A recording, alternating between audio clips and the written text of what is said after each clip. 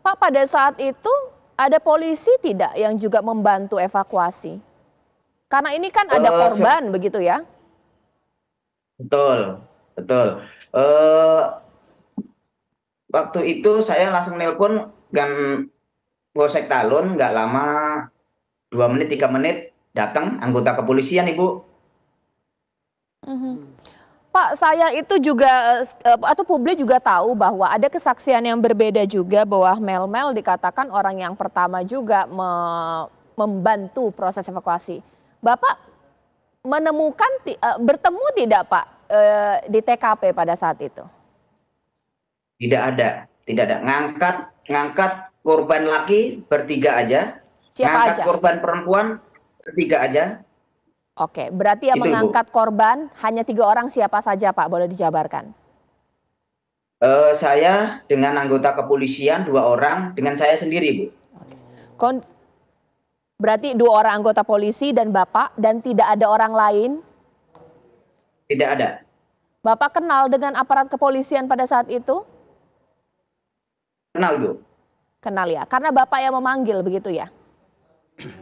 Iya. Pada Dan saat kebetulan itu dia yang berarti piketnya, Ibu. sedang piket. Ingat namanya tidak Pak? Iya. Nama siapa, Ibu? Nama aparat yang Bapak ajak untuk mengevakuasi korban. Ingat. Siapa Pak? Yang satu Bapak Suja, yang satu Bapak Haji Supardi kalau tidak salah, Ibu. Oke. Tapi udah pensiun, Ibu. Oke. Lantas menggunakan apa dibawa ke rumah sakit? Mobil patroli polisi, Ibu. Mobil patroli polisi. Berarti jasad Eki dan juga Vina dibawa pada Roto. Ini yang saya tanyakan kepada Pak Susno. Pak, kesaksian ini seakan-akan Pak Susno berbeda dengan prarekonstruksi yang dilakukan oleh aparat. Ini bagus sekali ya. Kesaksian yang berbeda-beda ini bagus. Kalau penyidik dalam hal menyidik perkara, inilah yang akan membuat terang perkara. Mengapa? Kalau kesaksian Pak Suroto ini lebih meyakinkan. Kenapa? Karena didukung oleh 2 anggota Polri. Dan didukung lagi nanti dengan petugas perawat atau bidan atau apa yang ada di rumah sakit. Jadi dia cukup kuat. Kalau kesaksian siapa Aep, Mel itu tidak kuat. Dan dengan kesaksian Pak Suroto ini, kalau benar ya, sekali lagi, kalau benar, kalau tidak berbohong, dan saya yakin dia tidak berbohong, maka jalannya perkara ini akan berbalik 180 derajat. Termasuk yang sudah disidangkan, termasuk yang sudah mendapat vonis. Berarti hakim, jaksa, dan Polri membawa perkara itu ke depan sidang berdasarkan suatu rekayasa kejadian. Berbeda dengan apa yang dijelaskan ini. Termasuk nantinya membawa Peggy ke depan persidangan, kalau Peggy bisa diterima di persidangan, bisa dituntut oleh jaksa penuntut umum, maka berbeda dengan apa yang dijelaskan oleh saudara Suroto, termasuk prarekonstruksinya, tempatnya berbeda, jalan ceritanya berbeda, yaitu menyidangkan perkara yang tidak sesuai dengan kenyataan.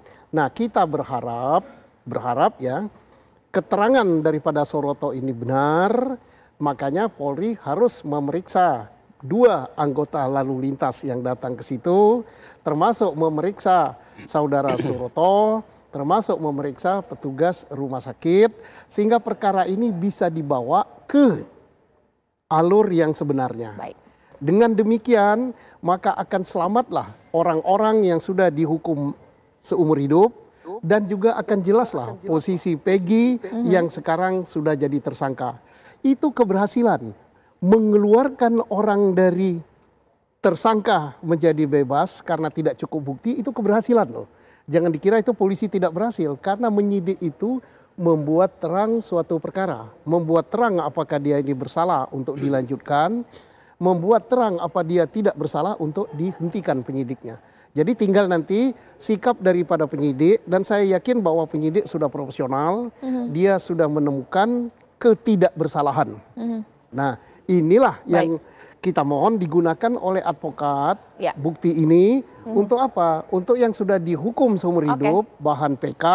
Untuk yang belum seumur hidup, ini bahan juga untuk Anda mengajukan gugatan pra peradilan. Oke, baik. Tapi catatan Mbak ya, catatan seandainya benar.